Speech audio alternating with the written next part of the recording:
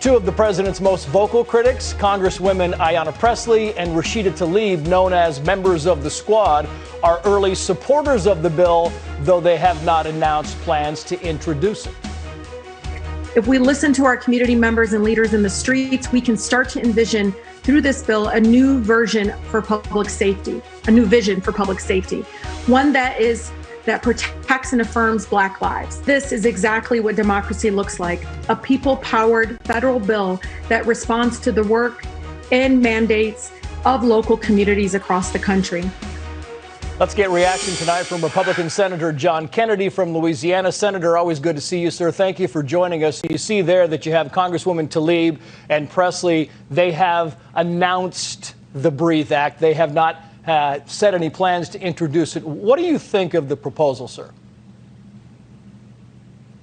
I have looked at the Congresswomen's bill. It is clearly a serious effort to compete in the woke Olympics. I'd give it, 9.7. As an American who feels gratitude, not hatred for my country, though, the only way I know how to improve their bill is with the shredder. Yeah, and you know, a lot of people are saying similar things, but you want to take it a step further, because as you look at their bill and what they propose to do, getting rid of ICE, getting rid of the DEA, and you talk about getting rid of prisons and so forth, and the question becomes, Senator, has anybody looked at the crime statistics? Anybody looking at these bills looked at the recent crime statistics? I want to put this on the screen if I can. This is the murder chart from the New York Times posted this, quoting, in Los Angeles, you have pre-COVID crime was down 3%, up 5%. New York, it was down 13, up 23. Atlanta, down 17, up 4. And Philadelphia is up more than 12 points in that span. If you're making these proposals and you're looking at these crime charts, how do you make the two jive, sir? Well, you can't. Look. There are people in every society, I don't know why, but there are people in every society who aren't mixed up, they're not confused, they're not sick. It's not a question of whether their mama or daddy loved them enough. They're just bad. I don't know why. If I make it to heaven, I'm going to ask.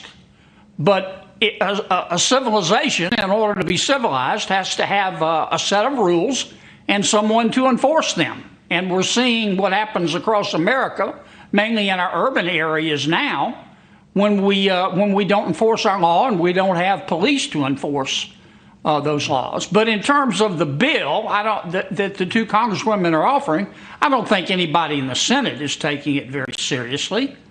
I think it's great that we live in a country where the two congresswomen have the right to say what they want. But we also have the right to disagree with them. I mean, I believe in free enterprise. They're Marxists. I believe in equal opportunity. They believe in government guaranteed equal outcome. They don't believe in the Second Amendment. I believe that love is the answer, but I also own a handgun just in case. They hate cops just because they're cops. I don't. They think most Americans are racist. I don't. I'm proud of the fact that we've passed 20 civil rights bills and amendments. It's a fundamental disagreement, and I don't think their bill will go very far. But as I said, it's a serious effort to compete in the woke Olympics. Yeah, you make a good point, sir, because you say it's not going to go very far in the Senate. Even the political experts say probably wouldn't even make it out of the House here.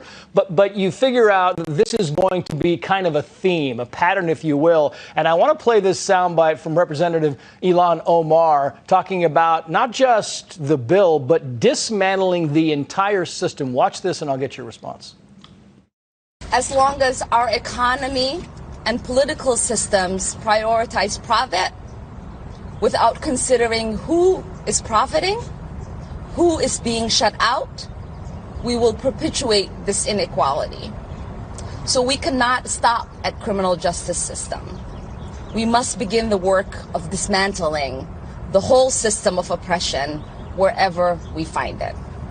Not a lot of specifics, sir, in this plan, exactly what she hopes to be dismantled. But when you talk about dismantling the entire system, that paints a pretty large picture.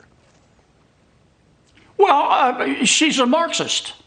Now, that's her right to be, but she's clearly a Marxist. The Cuban national anthem should be playing in the background.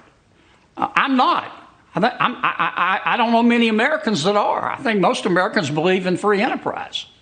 But once again, in America, you're entitled to believe what she believes. If she was in Hong Kong right now and talked this kind of nonsense, they'd put her in a straitjacket or a jail cell.